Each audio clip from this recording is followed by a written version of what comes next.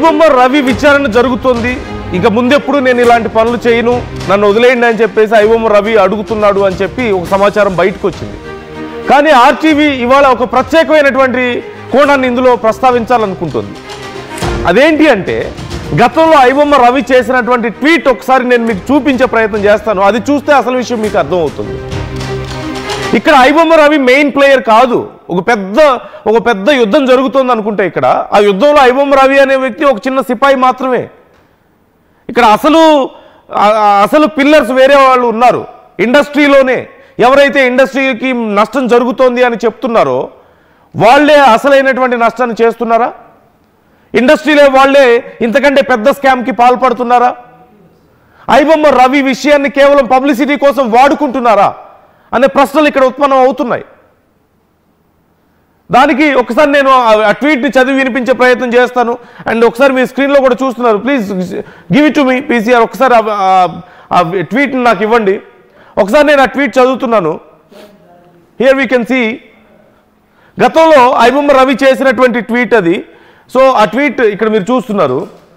మా టీం ముందే చెప్పింది మా మీద ఫోకస్ చేస్తే మేము మీ మీద ఫోకస్ చేయాల్సి వస్తుంది అని, కానీ మీరు మా మాట వినలేదు. మీరు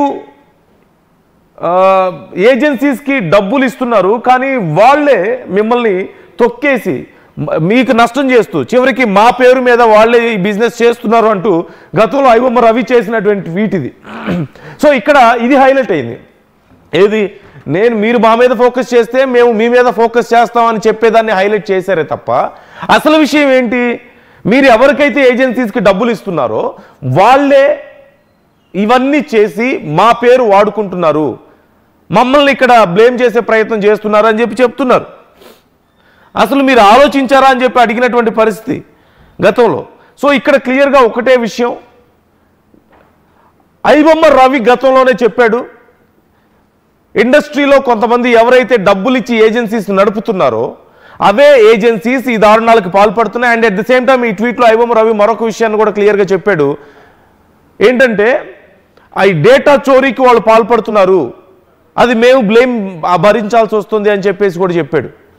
సో ఇట్స్ వెరీ క్లియర్, ఇదంతా కూడా ఒక పెద్ద డ్రామా జరుగుతోంది. ఐబొమ్మ రవి విషయంలో పెద్ద డ్రామా జరుగుతోంది. ఐబొమ్మ రవిని అరెస్ట్ చేశామని చెప్పి చెప్తున్నారు. ఇంకా వెబ్సైట్స్ లేవా? ఇంకా ఇండస్ట్రీకి ఇప్పుడు దీంతో మంచి జరిగిపోయిందా? ఇండస్ట్రీలో మొత్తం మారిపోయిందా? పైరసీ అనేది లేకుండా పోయిందా? ఇప్పుడు ఐబొమ్మ రవిని చూసి చాలామంది ఇన్స్పైర్ అయ్యే పరిస్థితి ఎందుకు వచ్చింది? Who is responsible for this situation? కేవలం ఇండస్ట్రీలో ఉన్నటువంటి కొంతమందే డబుల్ స్టాండర్డ్స్, 2 నాలుకల ధోరణితో ఉన్నారు కాబట్టి ఇలాంటి పరిస్థితి వచ్చింది అంటున్నారు. అట్ ది సేమ్ టైం ఇది ఖచ్చితంగా సజ్జనార్ గారు ఈ విషయాన్ని గమనించాలి. ఈ విషయం సజ్జనార్ గారికి చాలా మంచి పేరుంది. ఆయన గతంలో చేసినటువంటి కార్యక్రమాలకు కానీ ఆయన వ్యవహార శైలికి కానీ చాలా మంచి పేరుంది. కానీ ఐబొమ్మ రవి విషయంలో ఎంత సెన్సేషన్ అయిందో అంతే నెగిటివ్ కూడా అవుతుంది. పబ్లిక్లో ఎందుకో తెలియదు, కారణం ఏంటనేది మీరే ఆలోచించుకోండి ఒకసారి ఏం జరుగుతుంది అనేది. ఎందుకని నెగిటివ్ వస్తుంది పబ్లిక్లో? Why people are turning back? మీకు సపోర్ట్ ఇవ్వకుండా ఎందుకు మళ్ళీ వెనుదిరుగుతున్నారు? ఐబొమ్మ రవికి ఎందుకు సపోర్ట్ ఇస్తున్నారు అనేది ఒక్కసారి పోలీసులు ఆలోచించుకోవాల్సిన అవసరం ఉంది. సజ్జనార్ గారు ఆలోచించుకోవాల్సిన అవసరం ఉంది. ఇక్కడ ఎందుకు మీ మీద కూడా విమర్శలు చేసే పరిస్థితికి చాలామంది వస్తున్నారు? ఎందుకంటే ఇక్కడ క్లియర్గా ఒక విషయం, ఐబొమ్మ రవి అరెస్ట్తో ఏం జరగలేదని అర్థమైపోయింది జనానికి. పబ్లిసిటీ ఎక్కువగా జరుగుతుందని జనం రియలైజ్ అయ్యారు కాబట్టి ఐబొమ్మ రవి అనే వాడిని చూపించి ఇక్కడ ఒక పెద్ద డ్రామా జరుగుతుందని చెప్పి చాలామంది అనుకుంటున్నారు కాబట్టి. So it's very clear. So me opinion ఏంటి ఈ విషయంలో? కామెంట్ చేసే ప్రయత్నం చేయండి. మీరేమనుకుంటున్నారో కామెంట్ చేసే ప్రయత్నం చేయండి. ఎందుకని ప్రజలు ఈ విషయంలో ఐబొమ్మ రవికి మద్దతుగా నిలుస్తున్నారు? అఫ్కోర్స్ సినిమాలు చూపిస్తున్నారు ఫ్రీగా, ఇవన్నీ ఒక ఎత్తు అయితే సహజంగా మనం చూస్తూ ఉంటాం సినిమాల్లోనో లేదంటే బయట కొన్నిసార్లు చూస్తూ ఉంటాం. ఒక పెద్ద ఏదో కేసు బయటపడుతుంది, ఒక పెద్ద స్కామ్ బయటపడుతుంది. ఆ స్కామ్ బయటపడ్డప్పుడు ఆ స్కామ్లో ఎక్కడో కింద స్థాయి అధికారులు ఒకళ్ళిద్దరి మీద కింద స్థాయి అధికారుల మీద ఒకళ్ళిద్దరి మీద చర్యలు తీసుకొని ఇదిగో మేము చర్యలు తీసుకున్నాం అయిపోయిందని చెప్పి ఆ కేసును అక్కడితో క్లోజ్ చేస్తారు కదా. That's what exactly happening here also. IBomma Ravi కేవలం తెలుగు సినిమాలో ఎక్కువ చూపించాడు, అతని దగ్గర 50 లక్షల మంది డేటా ఉందంటున్నారు. ఇక కొన్ని వెబ్సైట్స్ ఉన్నాయి, తెలుగు, తమిళ్, ఇంగ్లీష్, కన్నడ, మలయాళం, ప్రపంచంలో ఎన్ని భాషల సినిమాలు ఉంటాయి అన్ని భాషలు, చైనీస్, జాపనీస్, అన్ని సినిమాలు చూపిస్తున్న వాళ్ళు ఉన్నారు కదా, తీసుకొచ్చి వాళ్ళ వెబ్సైట్స్లో పెడుతున్న వాళ్ళు ఉన్నారు కదా. ఇక వాళ్ళెంత రెవెన్యూ ఉంటుంది, వాళ్ళు ఎంత డేటాని మిస్యూజ్ చేస్తుంటారు, ఎంతమంది డేటా వాళ్ళ దగ్గర ఉంటుంది, మరి వాళ్ళ పరిస్థితి ఏంటి? ప్రజలకు చెప్పగలుగుతున్నారా మీరు? ఇది ఐబొమ్మ రవితో ఆగేది కాదు, we're trying to catch everyone, ప్రతి ఒక్కరిని మేము క్యాచ్ చేస్తాం, అన్ని వెబ్సైట్స్ని క్లోజ్ చేస్తాం అని మీరు చెప్పగలుగుతున్నారా ప్రజలకి? మీరు చెప్తున్నారా? అప్పుడే ప్రజలు మిమ్మల్ని నమ్ముతారు.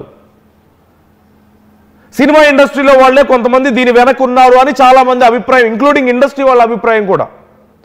ఆర్టీవీ కొంతమంది ఇండస్ట్రీ ప్రొడ్యూసర్స్తో కూడా మాట్లాడింది చాలాసార్లు, మన డిబేట్స్లోకి వచ్చారు. ఆ సమయంలో కూడా వాళ్ళు చెప్పింది అదే, ఇండస్ట్రీలో వాళ్ళు ఉన్నారు దీని వెనక అని. మరి వాళ్ళు ఎవరు అనేది మీకు తెలుసా, తెలీదా? తెలిసి వదిలేస్తున్నారా, లేకపోతే మీకు అసలు ఇప్పటి వరకు తెలియలేదా? తెలియకపోతే that is the fact. IBomma Ravi చేసినటువంటి ట్వీట్లో కూడా అదే అతను క్లియర్గా చెప్పాడు. ఇండస్ట్రీ వాళ్ళే దీని వెనక ఉన్నారు, ఇండస్ట్రీ వాళ్ళు ఏజెన్సీస్కి డబ్బులు ఇస్తున్నారు, ఆ ఏజెన్సీసే మా పేరు వాడుకొని వాళ్ళు చేయాల్సినటువంటి మోసాలన్నీ చేస్తున్నారు, నిజంగా డేటా చోరీ చేస్తుంది వాళ్ళే అంటూ అందులో క్లియర్గా ఐబొమ్మ రవి చెప్పాడు.